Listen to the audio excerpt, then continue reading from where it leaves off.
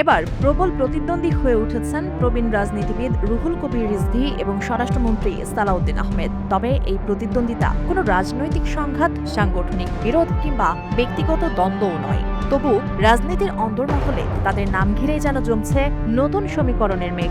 কৌতূহলী রাজনীতির মাঠে এখন তারাই যেন হয়ে উঠেছেন আলোচনার প্রধান দুই মুখ। রাষ্ট্রপতি ভবনের করিডরে এখন যেন নিঃশব্দে হাঁটছে নতুন এক রাজনৈতিক প্রশ্ন। একটি পদ যদি বদলে যায়, তাহলে শুধু একটি চেয়ারই খালি হবে না, বদলে যেতে পারে একটি দলের অভ্যন্তরীণ ক্ষমতার ভারসাম্য।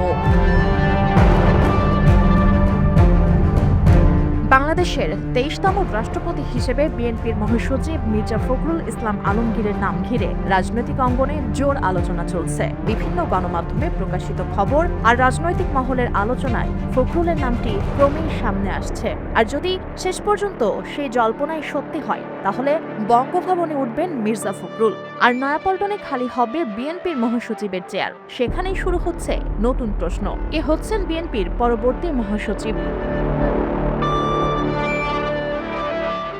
একদিকে সালাউদ্দিন আহমেদ, অন্যদিকে দীর্ঘদিনের রাজপথের যোদ্ধা রুহুল কবির রিজভী। এই দুই নেতার নাম ঘিরে এখন নতুন করে শুরু হয়েছে হিসাব নিকাশ। উচ্চারিত হচ্ছে আরো বেশ কয়েকটি নামও, তবে বেশি আলোচনা হচ্ছে সালাউদ্দিন বনাম রিজভীকে ঘিরে।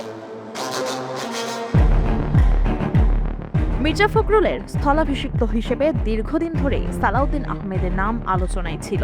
দলের নীতি নির্ধারণী পর্যায়ে তার প্রভাব, সরকারের গুরুত্বপূর্ণ দায়িত্ব পালন এবং নেতৃত্বের সঙ্গে ঘনিষ্ঠতার কারণে অনেকের হিসেবেই তিনি ছিলেন স্বাভাবিক পছন্দ। কিন্তু রাজনীতির সমীকরণ সব সময় সরল পথে হাঁটে না। শেষ মুহূর্তে সেই সমীকরণে ঢুকে পড়েছে আরেকটি শক্তিশালী নাম, রুহুল কবির রিজভী,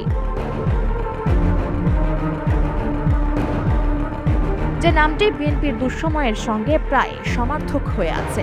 বছরের পর বছর রাজপথে থাকা, মামলা, গ্রেফতার, কারাবরণ, সবকিছুর মধ্যেও দলীয় কর্মসূচি সামনে থেকে পরিচালনা করেছেন রিজভী। একসময় যখন বিএনপির বহু নেতাকর্মী আত্মগোপনে যেতে বাধ্য হয়েছিলেন, তখনও নয়াপল্টনের কেন্দ্রীয় কার্যালয় ঘিরে রিজভীর উপস্থিতি ছিল চোখে পড়ার মতো। রাজনীতির সেই কঠিন সময়ে তিনি ছিলেন দলের দৃশ্যমান মুখগুলোর একজন। তবে গল্প এখানেই শেষ নয়। মির্জা ফখরুল যদি রাষ্ট্রপতির দায়িত্ব নেন, তাহলে শুধু বিএনপির মহাসচিবের পদই নয়, তার হাতে থাকা সরকারি দায়িত্ব নিয়েও নতুন হিসাব শুরু হবে। বিশেষ করে স্থানীয় সরকার, পল্লী উন্নয়ন ও সমবায় মন্ত্রণালয়ে। বর্তমানে মীর শাহে আলম এই মন্ত্রণালয়ের প্রতিমন্ত্রী হিসেবে দায়িত্ব পালন করছেন।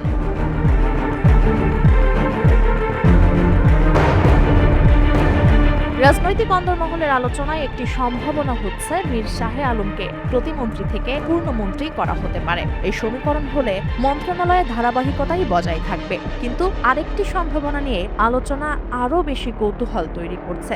যদি রুহুল কবির রিজভী বিএনপির মহাসচিব হন, তাহলে তাকে শুধু দলীয় দায়িত্বেই নয়, সরকারি দায়িত্বেও সামনে আনা হতে পারে।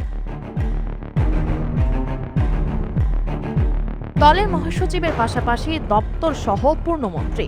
যদি এমনটাই হয়, তাহলে সেটি হবে বিএনপির রাজনীতিতে রিজভীর দীর্ঘ পথ চলার বড় ধরনের স্বীকৃতি। যদিও বর্তমান সরকারের রিজভীকে প্রধানমন্ত্রীর উপদেষ্টা হিসেবে মন্ত্রীর পদমর্যাদায় দায়িত্ব দেওয়ার মধ্য দিয়ে তার প্রতি দলীয় মূল্যায়নের একটি দৃষ্টান্ত ইতিমধ্যেই তৈরি হয়েছে।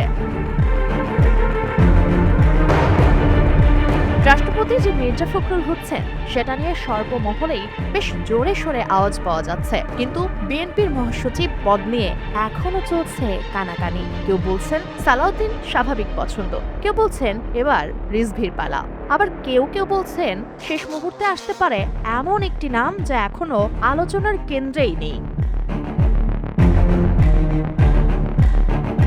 আপাতত উৎসুকদের চোখ দুই জায়গায়। একটি বঙ্গভবনের দিকে, যেখানে আবছা হলেও মির্জা ফখরুলের মুখ দেখা যাচ্ছে।